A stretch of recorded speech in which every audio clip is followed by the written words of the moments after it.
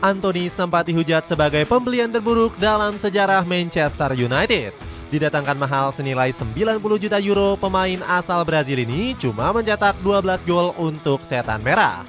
Beruntung karir El Gasing kini diselamatkan oleh Manuel Pellegrini di Real Betis. Antony kembali bikin heboh netizen usai mencetak gol indah ke gawang Real Sociedad. El Gasing diprediksi bakal membuat Setan Merah menyesal habis-habisan. Bagaimanakah kebangkitan Antony setelah dibuang Manchester United? Dihujat pembelian terburuk Manchester United. Karir Antony terancam bakal berakhir tragis usai pindah ke Manchester United. Winger asal Brazil ini gagal total menunjukkan performa terbaiknya bersama Setan Merah. Antony cuma mencatatkan 12 gol dan 5 assist dari 96 pertandingan selama hampir 3 musim. Padahal pemain asal Brazil ini diboyong mahal oleh manajemen senilai 95 juta euro. Paul Scholes langsung menyebut Setan Merah rugi besar memboyong Antony.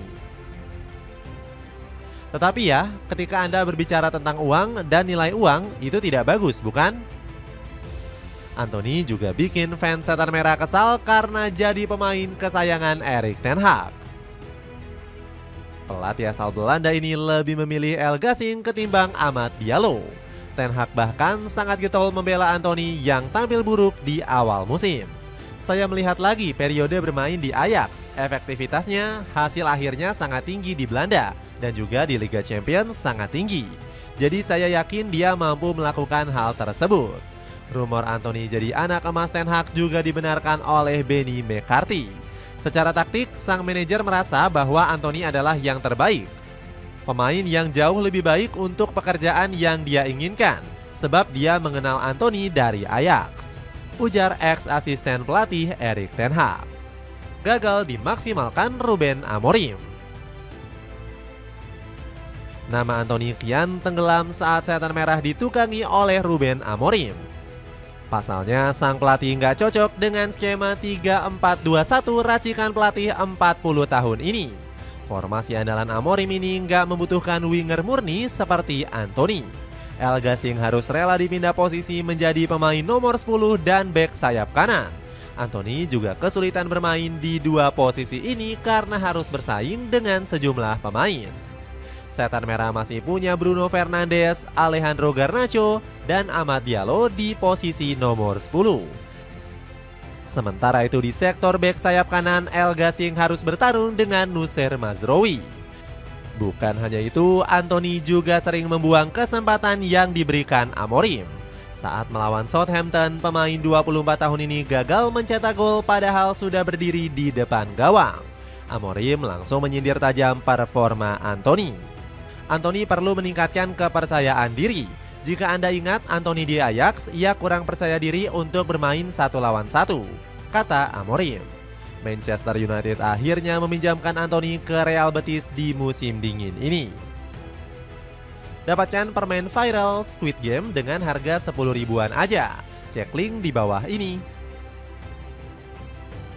Dipercaya penuh Manuel Pellegrini. Pindah ke Real Betis diprediksi bakal kembali membuat Antony tampil moncer. Sang pemain akan lebih cocok bermain di La Liga yang mengandalkan permainan teknis. Junior Pedroso optimis Real Betis bakal membangkitkan performa Antony. Sepak bola Spanyol sangat memperkuat karakteristik teknis dan fisik utama Antony. Dia lebih bebas untuk menggunakan semua keterampilannya demi keuntungan efisiensi dalam serangan, ujar sang agen.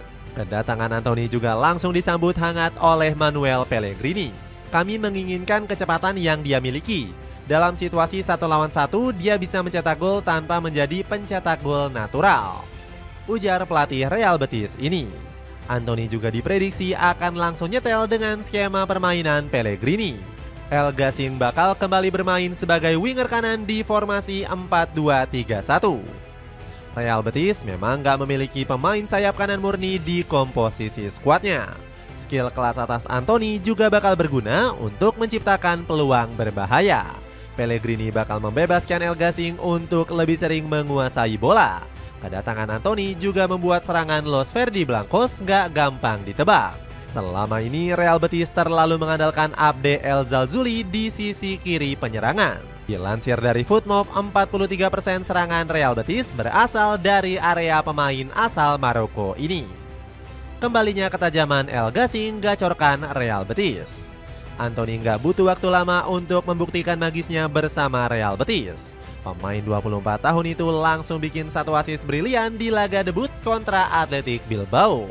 Umpan manja Anthony berhasil diselesaikan dengan manis oleh Isco Alarcon. El Ghazi bahkan langsung mendapatkan gelar Man of the Match di laga debutnya ini. Performa Monchi Bali meroket langsung bikin Manuel Pellegrini bahagia.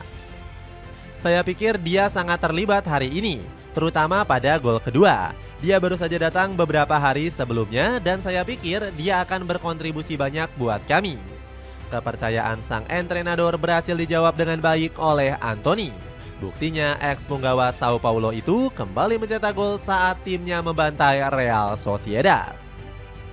Anthony membuka keunggulan Real Betis dengan sepakan voli sambil melayang di udara. Tendangan keras El Ghazi sampai bikin semua pemain Real Sociedad cuma bisa melongo. Kemenangan Real Betis akhirnya ditutup lewat 2 gol tambahan dari Marc Roca. Anthony kembali berperan penting usai memberikan satu assist matang untuk gelandang asal Spanyol itu. El Ghazi benar-benar bikin serangan Los Verdi Blancos semakin berbahaya. Selain itu, kehadiran Anthony terbukti mampu mencairkan skema penyerangan Pellegrini. Pertahanan Real Sociedad kewalahan menghadapi pergerakan El Ghazi di sisi kanan. Kehadiran Anthony juga sukses membawa Real Betis pelan-pelan naik ke papan atas.